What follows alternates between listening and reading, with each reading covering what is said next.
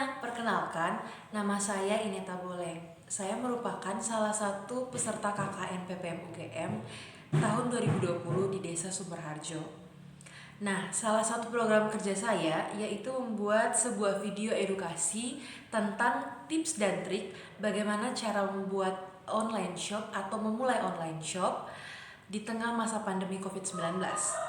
Seperti yang kita ketahui bahwa COVID-19 ini berdampak sangat besar bagi masyarakat, bukan cuma dalam faktor kesehatan, tetapi juga dalam faktor ekonomi, di mana banyak pekerja yang di PHK, kemudian pekerjaan seperti berjualan dan lain sebagainya yang melibatkan begitu banyak orang akhirnya terhambat karena adanya pandemi ini, sehingga perlu adanya pelaksanaan gerakan 3M di mana mencuci tangan, menjaga jarak, kemudian hal-hal lain harus kita lakukan untuk mencegah penyebaran dari pandemi COVID-19 ini. Nah, di sini saya sudah melist beberapa hal yang perlu kita ketahui, yang perlu kita persiapkan sebelum kita memulai sebuah online shop. Nah, ini juga berdasarkan pengalaman pribadi, jadi untuk kurang lebihnya mohon untuk dimaklumi. Nah, pertama-tama untuk memulai online shop, kita harus melakukan riset marketing atau riset pasar. Nah, riset pasar ini seperti apa? Di sini kita perlu mengetahui apa saja kebutuhan masyarakat, kemudian apa saja tren yang sedang ada di masyarakat, atau kebutuhan paling tidak yang ada di daerah sekitar, atau mungkin hitungannya lingkup. Kalau kita berpikir selingkup Indonesia mungkin terlalu besar, tapi paling tidak di lingkungan kita seperti di kabupaten atau provinsi kita sebenarnya apa nih kebutuhan masyarakat. Nah, contohnya seperti misalnya sekarang di masa pandemi orang-orang pada menggunakan masker. Nah, di situ mulai muncul tuh ide-ide membuat konektor masker atau pengait masker yang lucu-lucu, karena orang-orang pasti sedang membutuhkan nih barang-barang seperti itu, dan orang-orang juga punya kecenderungan untuk tetap stylish walaupun menggunakan masker. Jadi di situ kita bisa jadikan peluang. Jadi kita perlu tahu apa kebutuhan, kemudian trennya seperti apa. Contoh trennya ini seperti misalnya kalau kita cek di Instagram atau media sosial lain, sekarang orang-orang tuh lagi pengen pakai barang-barang yang warnanya lilac, yang keungu, yang warnanya kayak ungu gitu. Nah, itu juga bisa dipakai. Jadi misalnya kita bikin inovasi masker yang pengaitnya warna ungu, menyesuaikan dengan selera masyarakat, tren orang-orang yang ada di media sosial. Nah, itu. Berikutnya yang perlu kita pastikan adalah persaingan pasar atau kompetitor kita. Nah, di sini persaingan pasar itu terbagi menjadi dua. Yang pertama yaitu yang memiliki banyak kompetitor, dan yang kedua yaitu sedikit kompetitor. Nah, yang pertama yang penuh dengan kompetitor, yang banyak kompetitornya ini, kesulitannya adalah kita jadi sulit begitu mendapatkan pasaran, apalagi kita baru saja mulai. Dan banyak kompetitor lain yang memang sudah mulai duluan untuk memasarkan barang dengan jenis yang sama begitu. Sedangkan kalau untuk yang kompetitornya sedikit, nah di sini kita perlu mengkaji lagi nih, kompetitornya sedikit ini karena barangnya emang nggak terlalu dibutuhkan atau tidak sesuai tren, atau bahkan pasarnya sendiri itu belum terbentuk, orang belum tahu ini barangnya untuk apa gitu.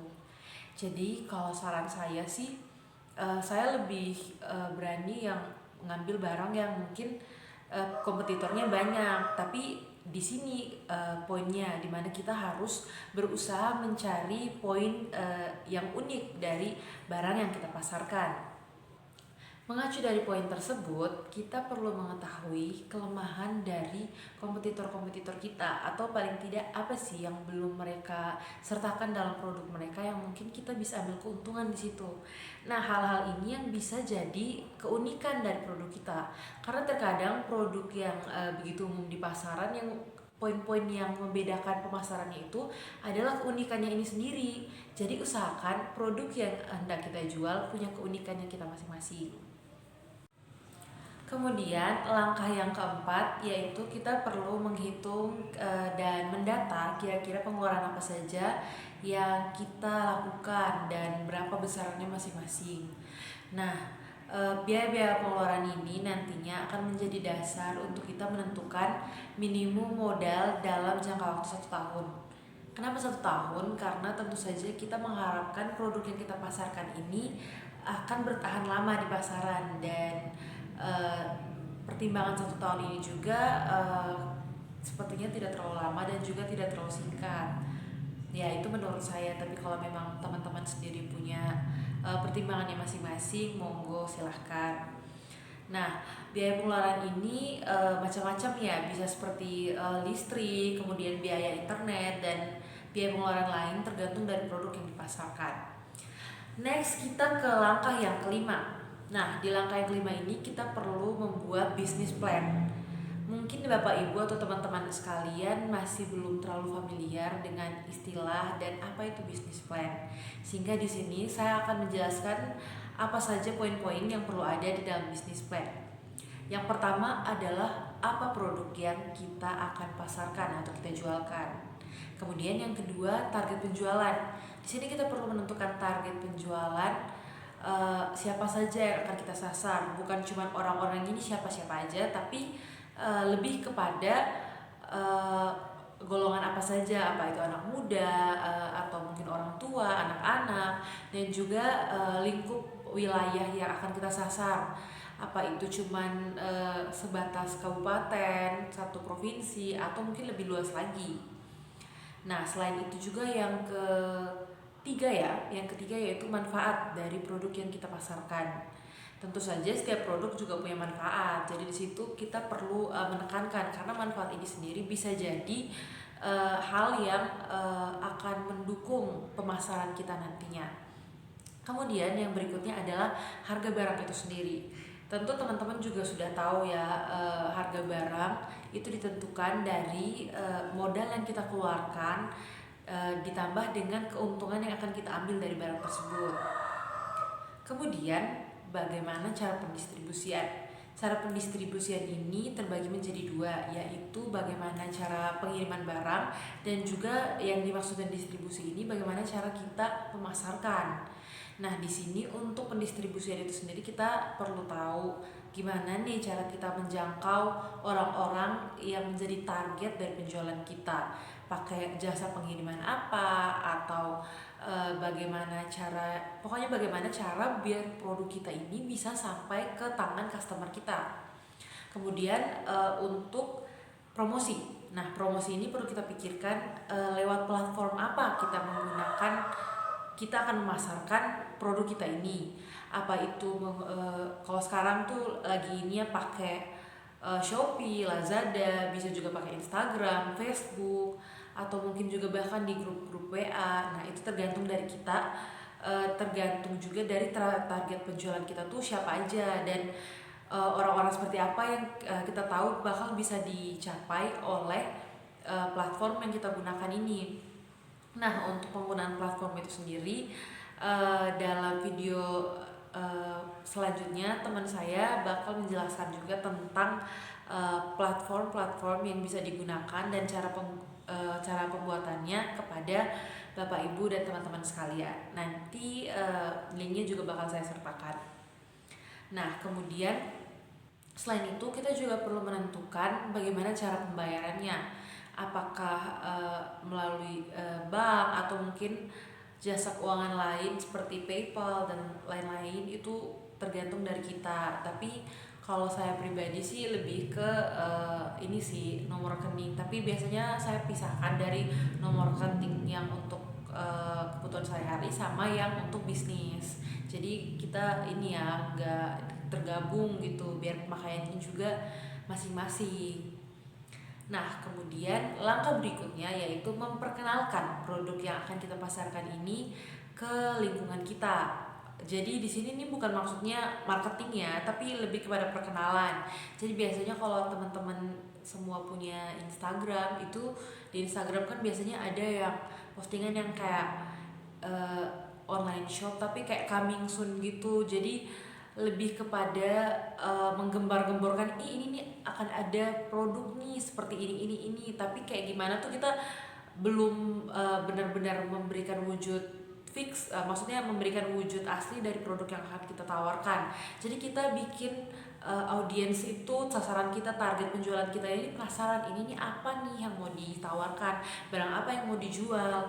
Bisa mulai dari orang-orang terdekat kita, teman-teman kita.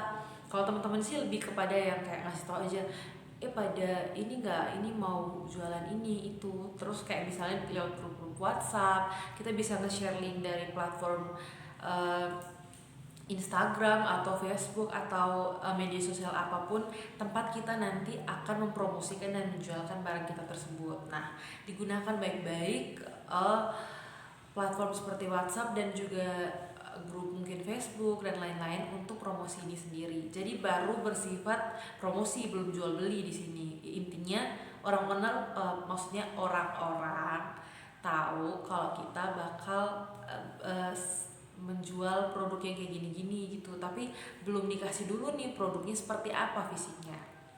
Kemudian yang tidak kalah pentingnya yaitu membuat branding. Jadi branding itu bisa dengan menyiapkan logo atau mungkin kita bikin profile picture dari Facebook atau dari Instagram kita itu seperti apa. Kita harus membangun brand yang sesuai gitu dengan produk kita.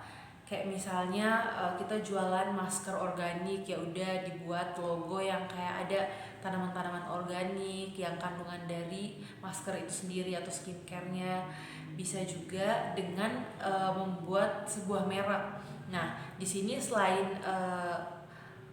program saya yaitu membuat video edukasi tips dan trik ini, saya juga punya program kerja lain yaitu sosialisasi mengenai pentingnya merek.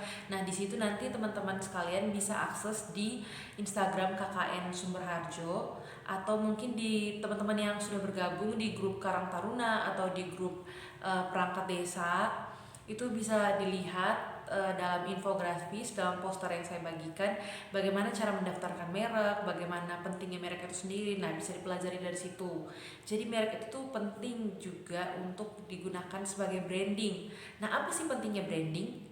Branding itu sendiri penting biar produk kita itu punya pembeda, punya ciri khas dengan produk-produk serupa lainnya. Penting sekali untuk memperhatikan marketing karena ini merupakan tahap yang paling krusial menurut saya. Karena melalui marketing ini kita bakal memperoleh pasaran. Jadi yang sebelum-sebelumnya tuh kayak masih baru perencanaan. Nah, di marketing ini kita sudah turun langsung.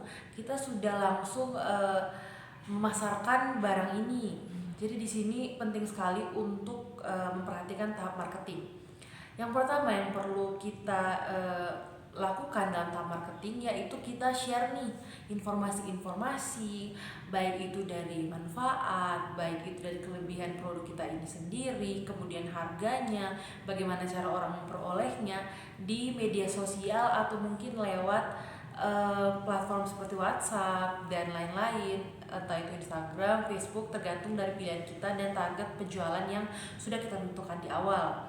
Nah, di sini kalau menurut saya paling enggak orang-orang terdekat kita seperti keluarga, teman-teman kita, teman sekolah itu perlu tahu soal produk ini tadi. Jadi yang di awal kita perkenalkan itu kita pasarkan ke mereka-mereka ini, dan orang-orang yang menurut kita bakal cocok nih dipasarkan ke orang-orang ini, bakal cocok nih ditawarin mungkin skincare yang ini atau baju yang seperti ini, orang-orang ini kayaknya butuh seperti ini. Nah, orang-orang itu yang nanti kita dekati, baik itu melalui promosi di media sosial atau mungkin di PC langsung. Karena kalau sepengalaman saya sih, kalau misalnya kayak di media sosial mungkin orang kayak agak malu ya mau nanya gitu, tapi kalau orang terdekat kita chat aja langsung, SMS aja langsung, ini ada jualan ini nih, mau nggak, kayak gini-gini. Kayak maksudnya kita buka ruang diskusi buat mereka kenal nih produk kita seperti apa. Nah, dalam tahap marketing ini emang tidak jarang sih terjadi kayak misalnya orang-orang yang kayak kayaknya belum punya duit deh, atau kayaknya aku nggak cocok deh yang ini, kurang berminat, nanti ya lain kali ya. Nah, teman-teman jangan kecil hati di sini karena ya itu memang merupakan salah satu struggling dalam marketing, karena nggak selalu setiap orang menerima suatu produk ya, apalagi produk-produk baru dari online shop yang baru kita mulai.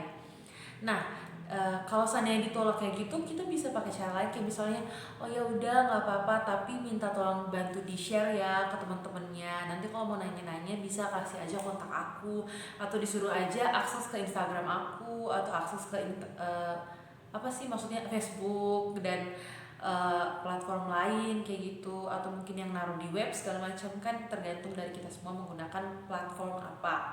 Tapi yang setahu aku sih yang biasa nge-share kayak gitu kan, kayak kalau nggak Instagram ya udah Facebook, atau kalau nggak ya kayak Shopee, Tokopedia gitu-gitu. Nah, kalau emang mereka nggak, maksudnya belum in atau belum yakin buat ngambil produk itu, nggak apa-apa, tapi paling nggak bantu di share lah ke teman-temannya, biar orang-orang tuh pada kenal dulu, oh ada produk ini, siapa tahu kan nanti butuh gitu. Nah, selain itu juga ini sih kunci dari marketing itu sendiri adalah kita perlu tekun dan rajin. Ya emang tidak semua orang mulai dalam proses marketing ini kayak langsung banyak pembeli atau apa, atau bahkan ada yang di awal tuh kayak orang-orang tuh pada excited beli segala macam, tapi di tengah-tengah tuh yang kayak udahlah ya udah tahu gini, atau kayaknya nggak cocok deh segala macamnya. Tapi ya itu tantangan dari marketing itu sendiri, kita mesti jadi pribadi yang pantang mundur, tekun dan juga rajin, jadi terus dijalanin aja kayak gitu. Nah, selain itu ya ini udah poin ke-9 ya. Nah, di poin ke-9 ini sebenarnya ini pandangan pribadi sih, tapi ya aku kembali lagi ke Bapak Ibu dan teman-teman yang menyaksikan video ini bagaimana ini responnya. Jadi menurut aku dalam online shop ini kita perlu tegas gitu loh dalam menjual produk-produk kita, karena banyak sekali keluhan yang kayak ini kak mau jualan tapi kayak teman-teman pada minta utang dulu, inilah nantilah segala macam, atau kayak minta diskon. Kalau menurut saya pribadi ya, harusnya orang-orang terdekat kita adalah orang-orang yang mendukung usaha-usaha ini, usaha baru kita ini, online shop kita ini. Karena ya bagaimanapun dari mereka, orang-orang terdekat kita ini, kita bakal dapat testimoni-testimoni awal, kemudian orang-orang mulai kenal, share-sharean, bantu share-share produk kita ini. Jadi buat teman-teman semua yang mungkin temennya punya usaha baru, ya tolonglah disupport gitu, karena pada saatnya juga kita nanti pasti bakal mulai buka usaha kita masing-masing dan butuh saling support ini. Jadi sebagai orang-orang terdekat, sebagai keluarga, sebagai orang-orang yang satu circle, didukunglah teman-teman yang mulai usaha ini dengan jangan minta courting, jangan minta ini loh, jangan minta ditalangin dulu, ya janganlah, kayak gitu, harus saling mendukung. Oke. Ya udah, dan kemudian untuk yang ke-10 yang tidak kalah pentingnya juga, bagaimana kita mengatur keuangan, manajemen keuangan. Untuk teman-teman sekalian yang butuh penjelasan mengenai bagaimana cara kita manage keuangan atau gimana cara kita mengatur keuangan kita, di bawah ini di bio sudah saya sertakan link dari salah satu YouTuber yang saya temukan. Di situ dia menjelaskan gimana cara dia mengatur keuangannya dalam 1 bulan. Jadi semoga bisa bermanfaat juga buat teman-teman, bukan cuma untuk yang memulai online shop, tetapi juga untuk yang mau memanage keuangan per bulanannya atau untuk uang jajannya biar bisa ditabung gitu. Itu penting sekali teman-teman untuk punya saving di usia muda. Yap, itu tadi video tips dan trik bagaimana memulai online shop di tengah masa pandemi COVID-19 sebagai alternatif pekerjaan buat Bapak Ibu dan teman-teman sekalian. Semoga bisa bermanfaat. Tetap jaga kesehatan, tetap patuhi protokol kesehatan, dan minta like, komen, juga di subscribe channel dari YouTube KKN Sumber Harjo, dan kalau boleh di share ya teman-teman. Oke, dadah.